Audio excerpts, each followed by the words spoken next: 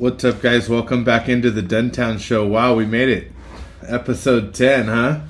Cheers to that, guys. Congratulations. Thank you so much. If you're a loyal, long-time listener, you know, you've made it to episode 10. It's been a struggle, you know, as a listener. It ain't easily. Yeah, it's not easily done, I hear, out there. You know, it's the show's not for everyone. You know, one good thing is you'll notice, guys, is as you start a podcast or if you've already done one for a long time, this is probably no news to you, but people are just waiting, dude. Like, we're just like a sitting target out there, you know what I mean? I think that's what a little bit of like the anxiety behind starting a podcast or even going on one. Fuck. Okay? I've been invited onto one podcast. Probably about maybe like 6 months ago or so, you know, before I took my little adventure to the next notch. And man, I tell you what, I was nervous, dude. You know what I mean? I didn't go, but just the thought of it, I was nervous. But I'm still supposed to go on to that show, actually. And they do okay, you know. They're consistent for a while, and then all of a sudden they stop, and they kind of, you know, they talk a little bit about everything. They don't really have one single direction or like a set show. But you know, it's a cool podcast. I wouldn't mind going on. Quite frankly, I like going on. I'd go on a podcast, especially now that I've. See, the thing is, for me, is what's got me a little bit more used to it. I think is the fact that I film for my business in the shop, like working on trailers or working on cars or whatever. I like to do the YouTube filming. So I was telling you guys earlier in the episode 8 or 9 how the camera actually adds a little bit of that like pressure. You know, it makes you want to do good. So I think like once you start doing it, especially with the podcast, because it's audio. So really you could be anywhere as long as the surrounding noise isn't too bad. You can get away with doing a podcast literally anywhere. I mean, it really doesn't matter. And a lot of guys will do them that like if you have a podcast with a guest or maybe you have a podcast with a partner or two partners, you can do like the Zoom style and then just make it, you know, one single audio. And, you know, have one central hub who's going to do the main recording and editing and stuff like that. But it is, dude, it's a little bit nerve-wracking, dude, getting out there. Man, what is it? People like to talk shit, dude. You know, I think that's what it is. I mean, even if we all kind of do talk our shit behind closed doors, we will definitely... The guys that don't mind talking shit on the keyboard or whatever, they come out. And I enjoy it. You know. Part of the reason I'm doing this podcast is to talk shit. So, talk shit. I don't care. You know. There's not much you're going to be able to say that I probably haven't heard or gone through or whatever. So, episode 10. If you're a listener, you're here. You know, you're grinding it out with us. Good for you. So let's get into it like we normally do, guys. Shop talk. We went down and walked it. Took a tour of the shop from the guys across the street. They have their shop down here local and have been bugging me to come out to help them do some work. We walked it and damn, that place it's cool, dude. It's laid out on a big piece of county property. It's got a really nice big giant barn in the back that has, I mean, multiple drill presses, a giant fabrication table, TIG welder, stick welder, MIG welder. I mean, you name it. Man, it's got a mill. It's got every type of clamp and tool, just hand tool. You did anything you guys could think of, it has it. It has abrasive sanding machines. It has a gantry style lift overhead for pulling stuff. And these guys are building some monster trucks down there, and there's a lot of welding and a lot of fabrication. And the guy that owns the property is actually a blasting company.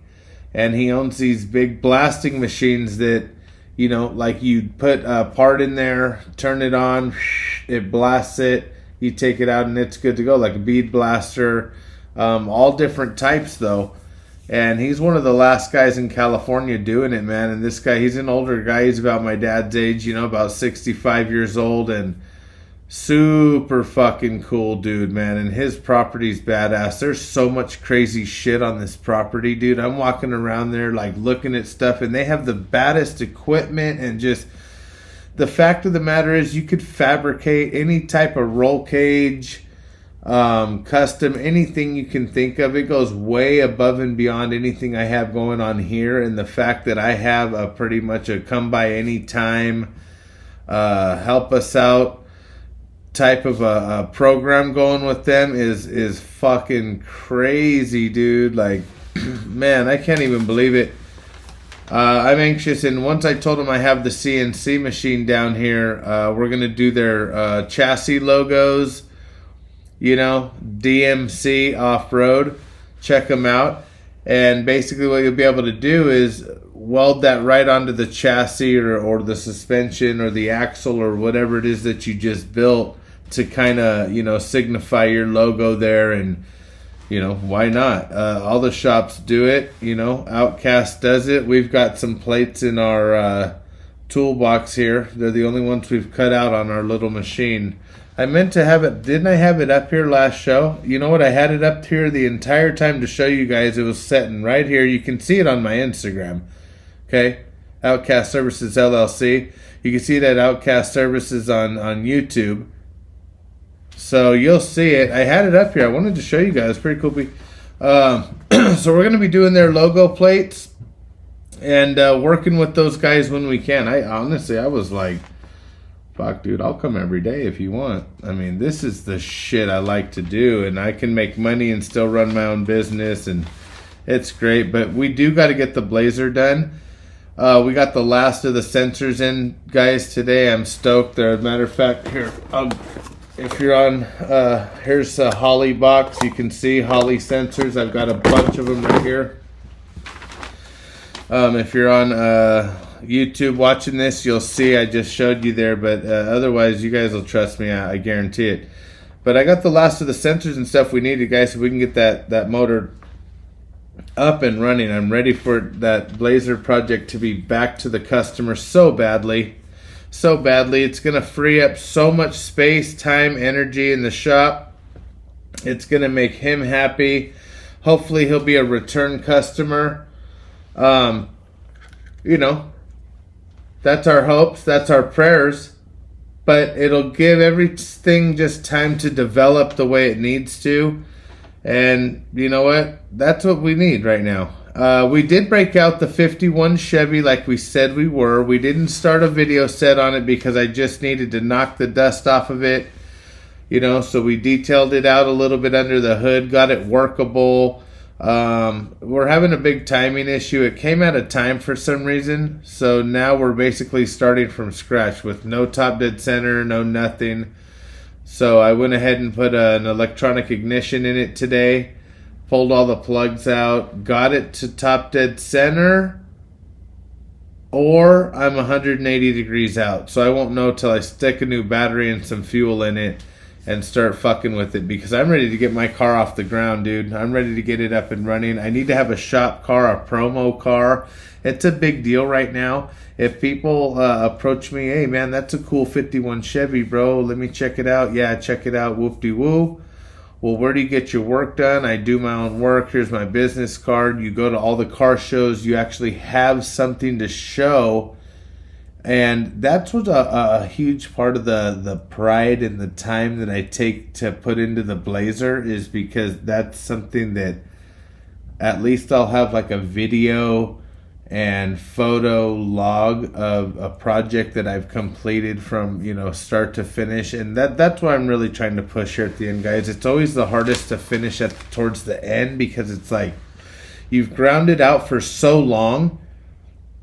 You're like, all right, let me get it to a point where, you know what I mean? And then it's kind of like, man, other things pop up, or like if for some reason there's a parts delay, it's really, really hard to stay motivated because, dude, you're doing all the little ticky-tack stuff that you know has to be done, but it's not what you want to be doing. We always want to take the largest stuff off the plate first, you know. If you're a builder, you know what I'm talking about.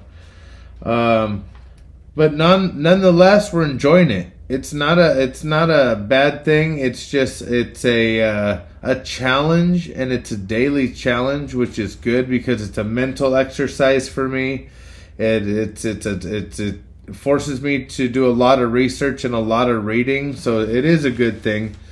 It's part of the business, and it's what I love to do. So I better get used to it, or otherwise, get on with it, baby, because we out of here. We got to go. All right, here we go, guys. Stay focused. Please do. Please tell the chef. Please tell the chef.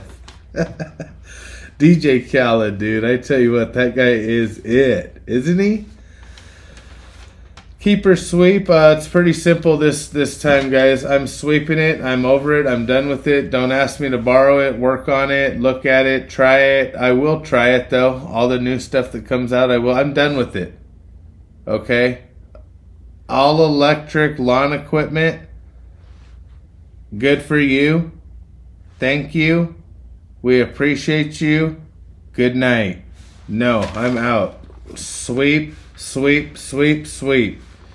All electric lawn equipment. Let me tell you something. At one point, okay, this is a small route. If you're a gardener, if you listen, if you run routes, you know anything about landscaping, gardening, any of that, I'm not tooting a horn. I'm not saying nothing. But for me, the little bit of gardening, all I was trying to do was a little bit of gardening. I ended up with 22 yards at one point. And I'll tell you right now, that's a lot of front and back, picking up a lot of action. After wind events, after rain, after anything that happens outside of a normal sunny day in Southern California, you're fucked, dude. Okay, you're not getting no more. You're not getting shit. And you had better show up. If it's pouring rain and you got to go and do like a makeup day.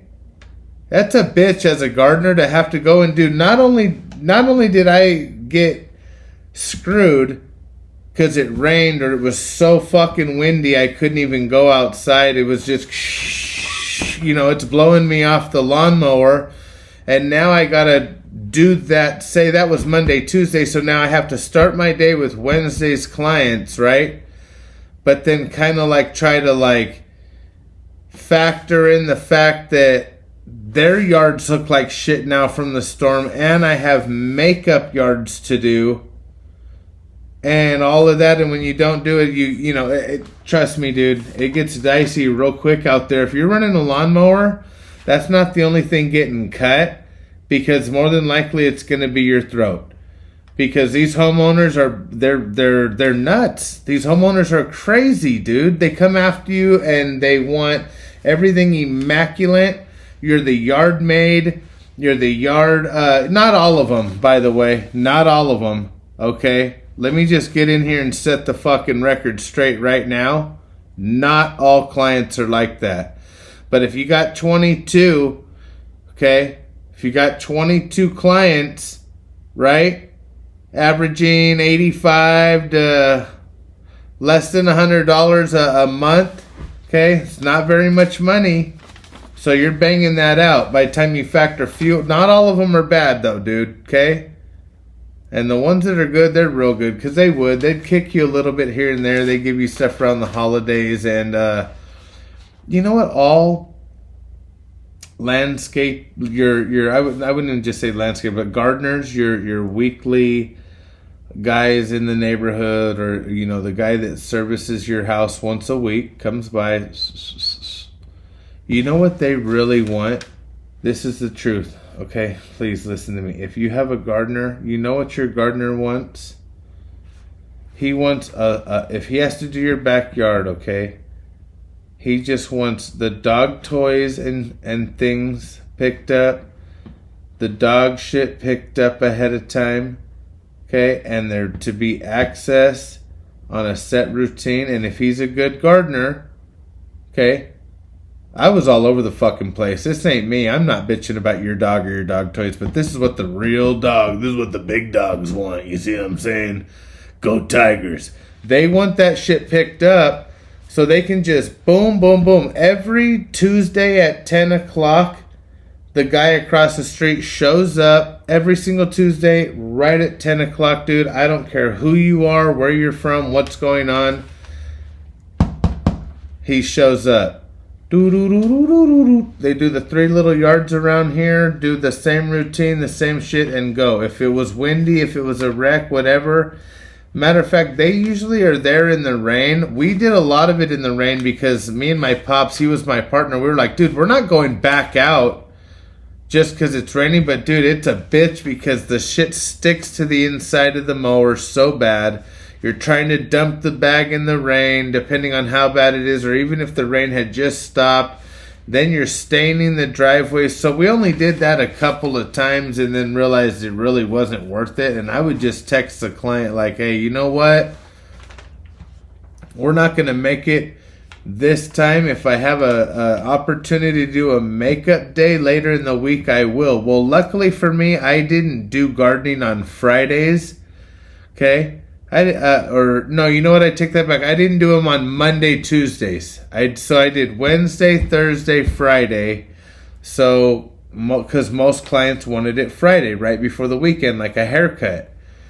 So I would say, hey, look, if the storm hits Monday, Tuesday, and it like really backed up my first 2 days, I would say, hey, I can either do you really late Friday, or I can come on Monday and I'll take some extra time and blah, blah, blah. And a lot of them were cool with however it worked out. But for the most part, dude, we just did it. We figured it out. These guys are never going to run fucking electric equipment. I don't give a shit. Day in and day out, beautiful 80-degree weather. Nothing ever changes. No wind, no rain, no nothing. They are not going to run electric equipment. They can't. The batteries don't last, you guys. You guys know this. Come on. If anyone out there is driving an older Prius, one of the originals, or like the Chevy EV Volts or any of those, they all know the batteries have died. They're done. They're running off of the gasoline-powered side.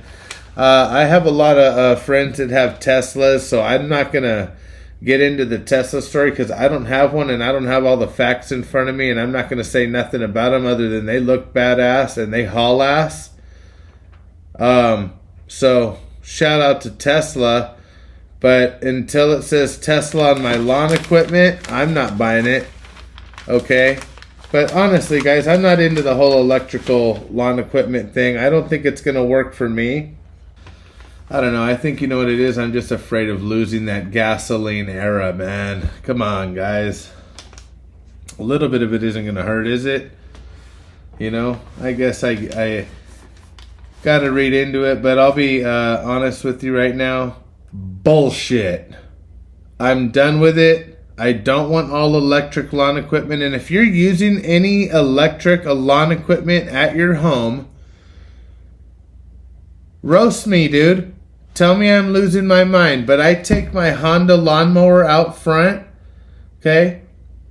Do my front yard. Do the neighbor diagonal across from me. I do my mother-in-law's front yard, which isn't too big. My front yard's not too big. My neighbor's front yard's not too big. My parents, by the time you do the little backyard, the other front yard, and he lives on a corner, so that's kind of a lot. And my backyard here gets a little wild because it's a long, wet mess. I would be on like 15 batteries, dude. I'm not kidding you. I am not kidding you. I have an RM, what is it? The Echo RM230, something like that, weed eater. It's the fucking most powerful gasoline weed eater you can get, dude. This thing will whack like a 2.5-inch round stock off of a weed. Just whoosh. Okay? Samurai, baby. The amount of debris and brush and fire control and talk about safety here in California. All right? You want to run these electric batteries up there and then have to run massive generators with all these charging stations, or no, we'll charge them, we'll pre-charge them. So, okay, you're going to haul trailers full of these batteries up there, okay? Because I'm going to tell you right now, a full tank of gas in a weed eater is going to go forever, dude. It really, really does. It goes a long way. So we're done with all electric lawn equipment. Okay, we're moving on. I got a good food review, though. And this is a fun one because I know a lot of you guys out there like to barbecue, grill. They like to cook different stuff at home. So we're going to keep this one home-related food review. Dude, charcoal barbecue. It's back. It never left. It's still the shit. We love to do our smokers. We love our pellet grills. We love our wood smokers. You know, we love the indoor, like, you know, the George Foreman's, the air fryers. Those types of things are a fucking blast. We love that. But let's be honest, if you go ahead and get yourself like an older Weber kettle or any type of a charcoal grill, it doesn't have to be name brand, guys. It doesn't. Go ahead and get your charcoal deal set up. Put the newspaper under there. Okay, they sell this can. It's basically like a little barrel, has a handle. You can go to Home Depot, you'll see it. It's a charcoal canister chimney. You stick some newspaper under there, fill it up with charcoal. You go ahead and you light that newspaper. Wait till the flames come all the way up to the top of your charcoal. Dump it into the barbecue. Put the grill on. Spray it with some oil. And I tell you what, dude, it doesn't matter what you're cooking. It could be a hot dog, you know, maybe a hamburger, cheeseburger. You know, maybe you're going to do some cheeseburgers, right? The old school. Just smash them by hand. Ground beef, right? Do that. Just a little bit of salt and pepper. Mix it up real good. Pound that puppy flat. Okay, baste it with some barbecue sauce, stick it out there, maybe hit it with some mozzarella cheese, some bacon. Who knows what you're going to do with that? I'm sure you guys would. So go ahead and let's go charcoal barbecue, guys. Food review. I love it. We do everything from wings. I like to use my Weber barbecue, and we'll do like an offset charcoal. So it'll be offset. I dump all my charcoal on one side of the grill, and then I cut this piece of steel that will basically go over the hot coals, and it'll heat up. Okay, so as the coals die down a little bit, it heats up this plate. So whatever I put up on the top rack on the opposing side of the charcoal heat, it's just like a nice conventional oven in there. Just you guys will love it. Try it. Get yourself a charcoal grill. Fuck, you know, I'm not kidding you. You know how the payphone is gone? There's still charcoal barbecues in parks. Dude, it's bizarre. I drive through these parks all the time. All right, watch out, creeper. I drive through these parks all the time, like when there's a car show or like we go to an event or whatever it may be, and you're driving through, so you're just looking and you always see the big charcoal grill. It's still there. Matter of fact, I was just down at Prado Park because I wanted to go fishing last Sunday or so. I couldn't believe it. Massive, giant charcoal park style grills, dude, with the big, heavy grill grates. I'm talking the Hulk Hogan's. I want to go down there, dude, and scrub one of those things off real good. Fill that fucking thing full of some real good charcoal and just sit up there and put a big old sign, dude. Free hamburgers, free hot dogs, and just sit there a whole day. You know those big white ice chests? And just sit there and just slang hamburgers and hot dogs. Here. You know? Empty out the junk drawer that has all the ketchup, mustard, hot sauce from every fast food restaurant you've been to over the last 30, 40 years, and just, here you go. Here's the condiments. But the hamburgers and the hot dogs and the buns are free. Okay? No, you can't get it lettuce wrap. Mooyah.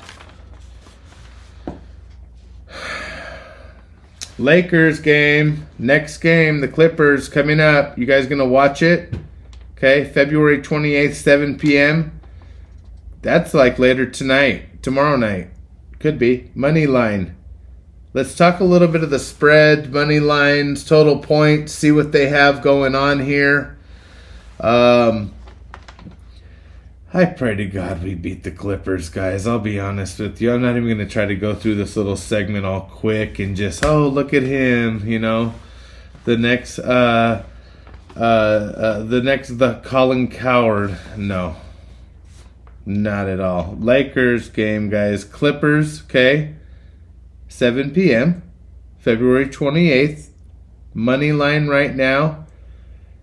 125 plus 125 for the Lakers, guys. Clippers minus 145. So the Clippers are pretty much favored right now, pretty heavily. Okay, I mean, I get it. They've been playing well.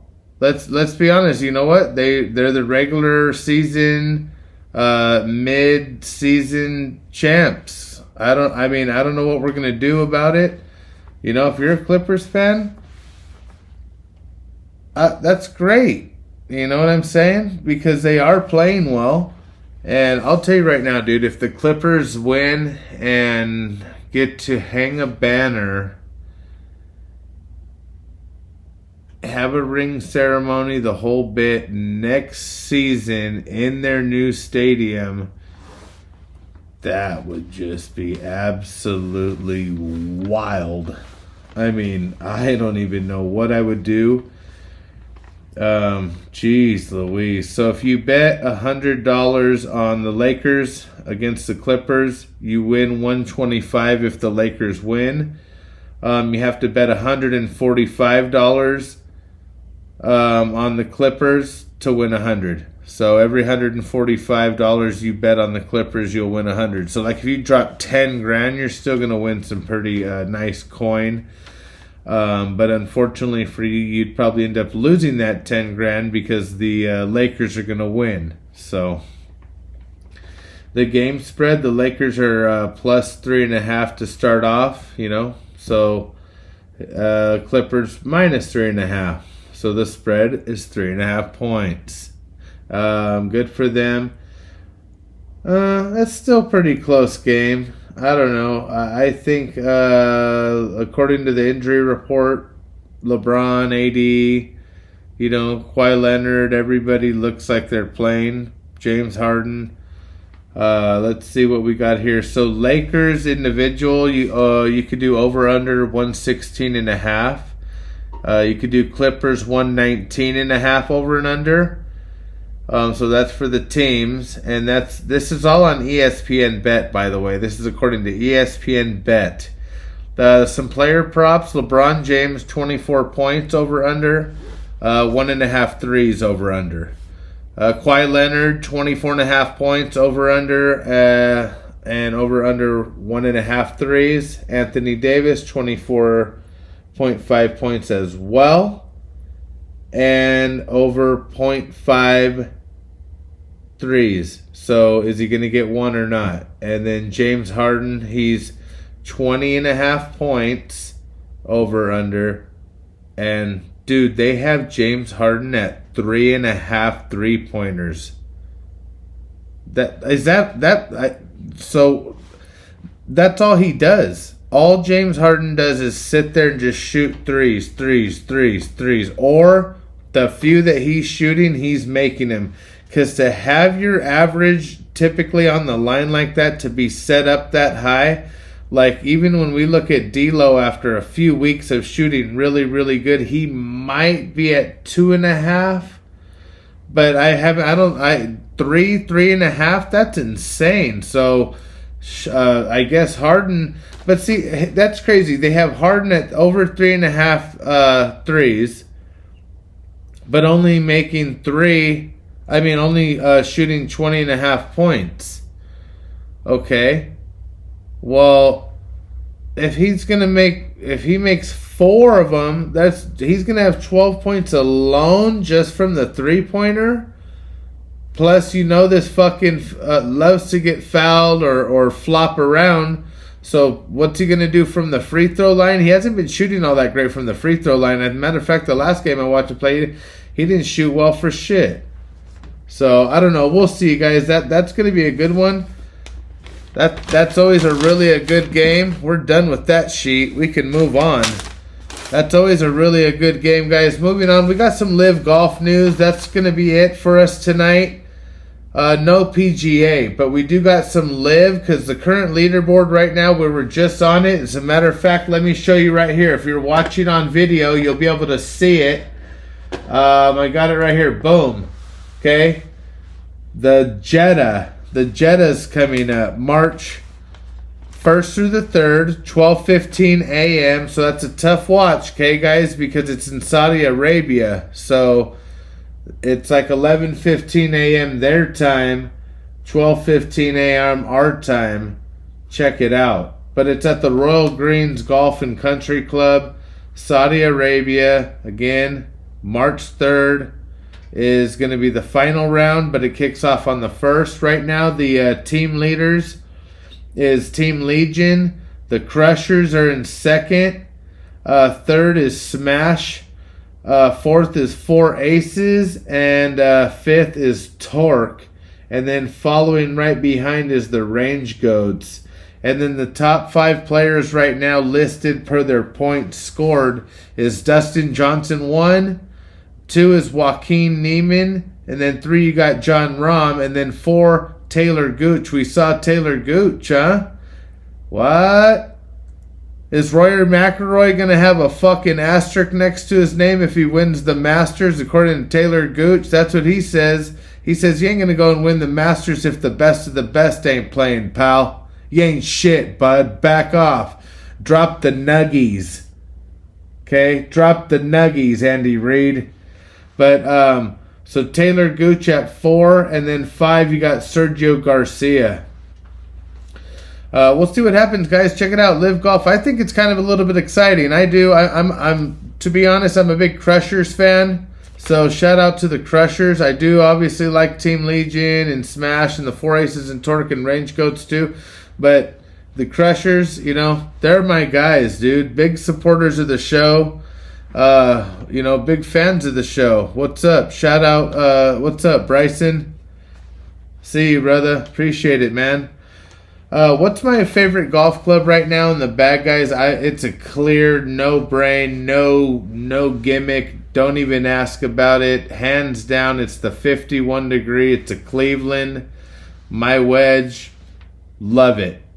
I use that thing. Fuck, I use that thing for almost every shot I take, dude. That's crazy.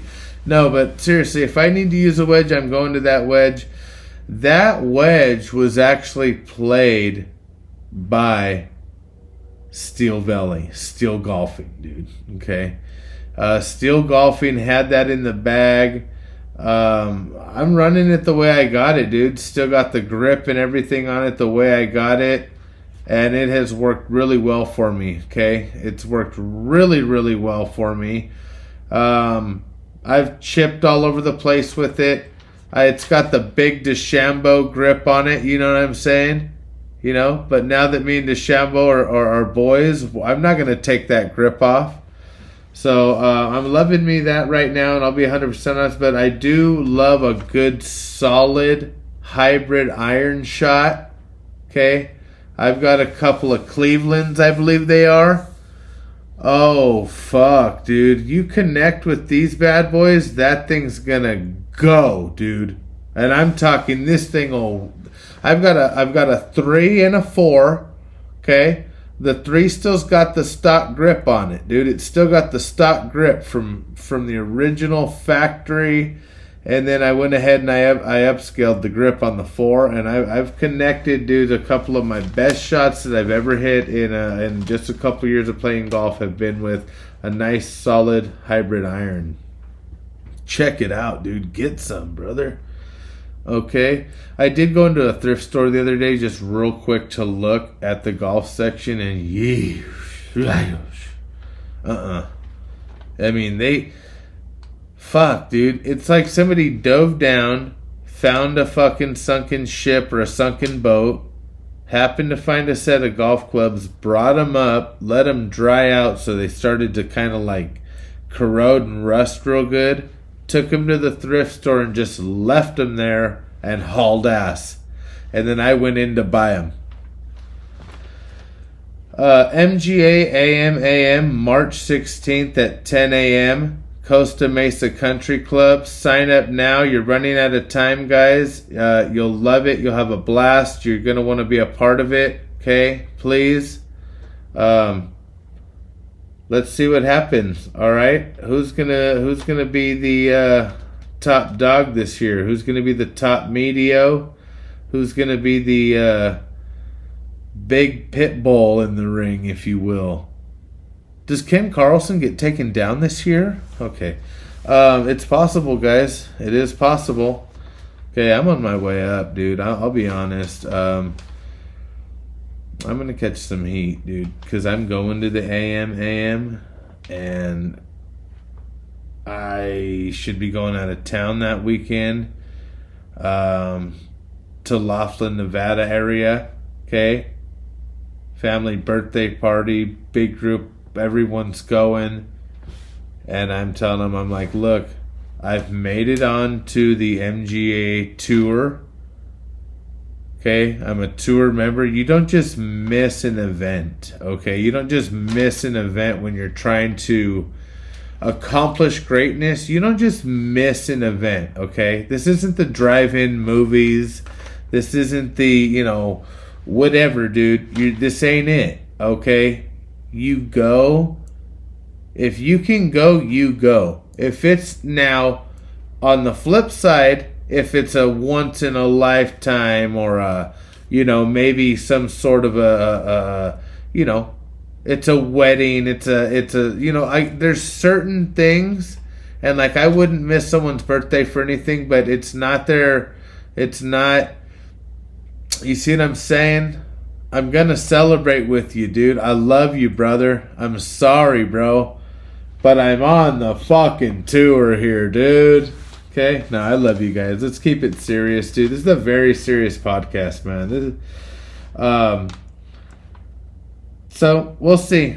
Guys, that's going to pretty much wrap up the show. I'm not going to bore you with anything else other than hot wings till you die. I love them. I've been grilling hot wings on the fucking barbecue like 3 times a week.